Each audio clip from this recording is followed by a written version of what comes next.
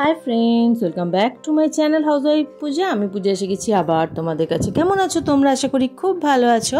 আমিও খুব ভালোই আছি। মেট্রো স্টেশনে চলে এসেছি। টিকিট কাটা হয়ে গেছে, মেট্রোর জন্য ওয়েট করছি। ভাবছো তো এত সকাল সকাল মেট্রো স্টেশনে কেন? আর মেট্রো টিকিটটাও তোমাদের একবার দেখিয়ে দিলাম।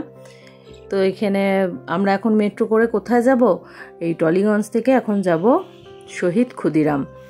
বলেছিলাম না, তো মেট্রো চলে এসছে। দেখো, আগে মেট্রোয় চেপে নিই, তারপর তোমাদের সাথে কথা বলবো। চলো, মেট্রোয় বসে গেছি আর বাইরের ওয়েদারটা বেশ সুন্দর। তো চলো, পৌঁছে গেছি শহীদ ক্ষুদিরাম। আর শহীদ ক্ষুদিরামে কেন এলাম? আমার ছোট বোনের মেয়ের চোখে সেই অপারেশন হয়েছিল, তোমাদের সাথে তো শেয়ার করেছিলাম। ওর চোখে ছানি হয়েছিল, যার জন্য অপারেশন করে লেন্স লাগিয়ে দিয়েছিলেন ডক্টর। তো মাঝখানে আবার 3 সপ্তাহ বাদে আসতে বলেছিলেন। তো 3 সপ্তাহের আগেই ওর চোখটা এমন লাল হয়েছিল, তো মাঝখানে আবার দেখাতে আসতে হয়েছিল।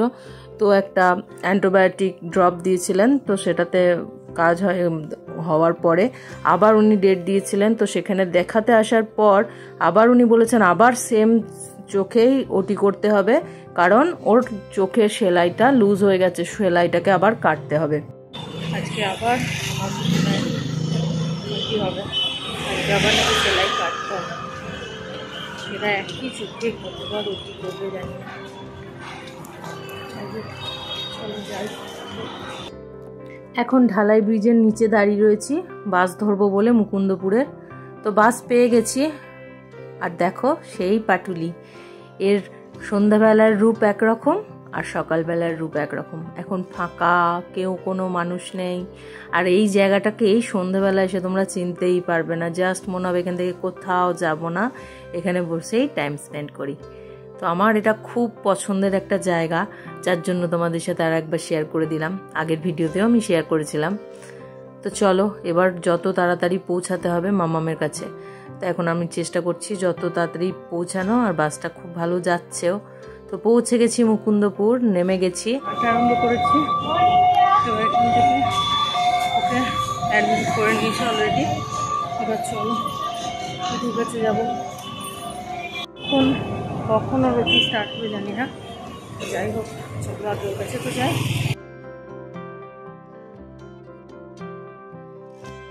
শঙ্কর নেত্রালয়ে চলে এসেছি আমি। তো দেখো পুরো ফাঁকা, ভালো রোদ উঠে গেছে।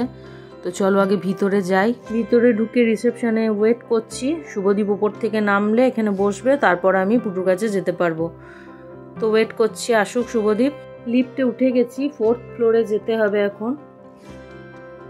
3rd ক্রস করলো, এবার 4th-এ নামবো আমি।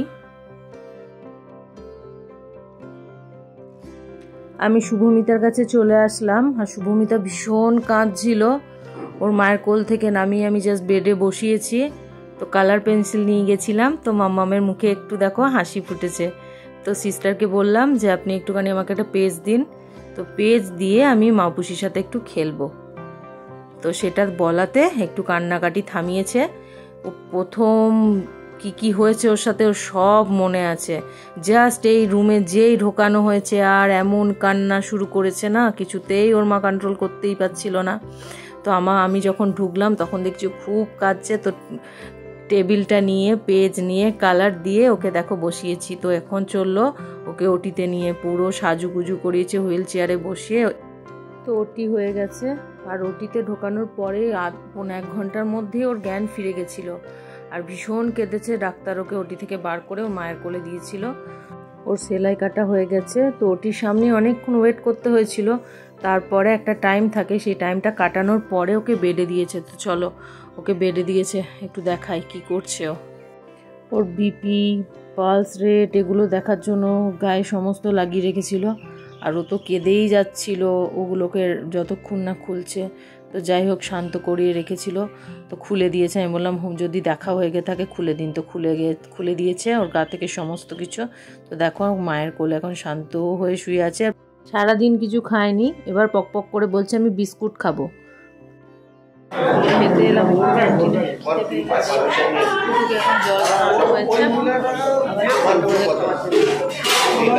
একটু সবজি ভাত খেয়ে নিলাম।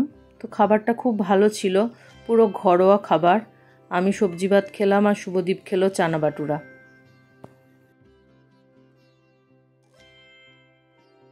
খাওয়া দাওয়া করে উপরে চলে এসেছি, আর দেখো মহারানী চুপ করে বসে আছে। আমি একটু ঘুমাও, বলছে না ঘুমাবো না, আমি বসে থাকবো। দিয়ে বসে থাকতে থাকতে মায়ের কোলে একটু ঘুমিয়ে গেছে। সারাদিন শেষে মা আমার একটু জল বিস্কুট খাচ্ছে, আবার ওকে খাই দিলে হবে না, আমি একা একা খাবো। নিজে একা একা জলের মধ্যে চোবাচ্ছে আর খাচ্ছে। হরলিক্স টাইপের এই সমস্ত খাবারও খায় না, তো দেখো একা একাই খাচ্ছে। ঘুম থেকে ওকে টেনে তোলা হয়েছে।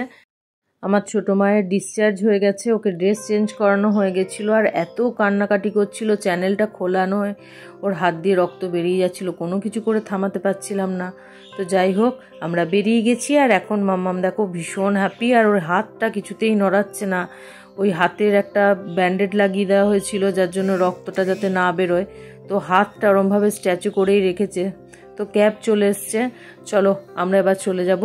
এবার ছোট মায়ের একটু শান্তি, যে যাক ফাইনালি আমরা বাড়ি যাচ্ছি। মুখে মায়ের আমার হাসি ফুটেছে। কোথায় যাচ্ছি আমরা? আমরা বাড়ি যাচ্ছি এবার। আমার মা মুচি বাড়ি চলে যাবে এবার। আমি রামবই।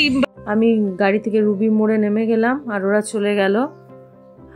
তো বাসে চেপে গেছি, আর ওয়েদারটা দেখো জাস্ট কি ভালোই না লাগছিল। আমি একদম ড্রাইভার সাহেবের কেবিনে ঢুকে গেছি, যাতে তোমাদের সাথে একটু শেয়ার করতে পারবো। আর এত সুন্দর লাগছিল না ওয়েদারটা, যার জন্য আরও শেয়ার করতে ইচ্ছা হলো।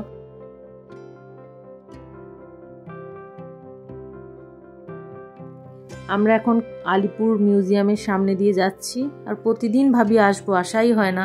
তো একদিন আসবো আর তোমাদের সাথে শেয়ার করব। শুভমিতারা দমদম দিদি বাড়ি পৌঁছে গেছে, আর আমিও এখন পৌঁছাবো, হয়তো কিছুটা টাইম লাগবে। তো আজকে এটুকুই, আবার দেখা হবে নেক্সট ব্লগে। ততক্ষণ সবাই ভালো থেকো, সুস্থ থেকো, আর সব সময় হাসতে থেকো।